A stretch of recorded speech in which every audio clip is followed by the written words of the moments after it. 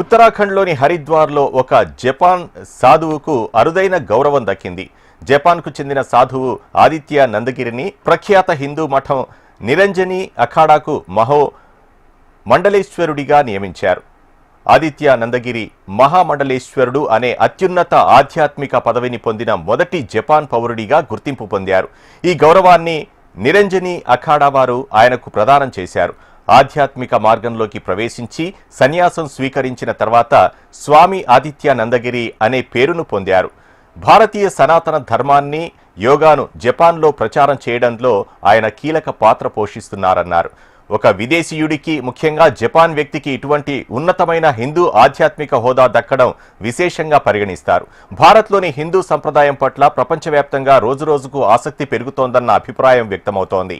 భారతీయ సనాతన ధర్మానికి ఎందరో విదేశీయులు ఆకర్షితులవుతున్నారని అఖిల భారతీయ అఖాడా పరిషత్ అధ్యక్షుడు శ్రీ మహత్ రవీంద్రపూరి చెప్పుకొచ్చారు. గత నెలలో ఇదే జపాన్కు చెందిన హూసి తకాయ్ అనే సన్యాసి హిందూ మతాన్ని స్వీకరించారు. ఆయన బాల కుంభగిరి పేరుతో మహామండలేశ్వరుడయ్యారు. 2019 నాటి కుంభమేళాలో మొదటిసారిగా 9 మంది విదేశీయులు మహామండలేశ్వరి అనే బిరుదు స్వీకరించినట్లు ఆధ్యాత్మికవేత్తలు తెలిపారు. త్వరలో జపాన్లో ధర్మ సంసద్ సభ నిర్వహించనున్నట్లు అఖాడా పరిషత్ ప్రతినిధులు చెప్పారు.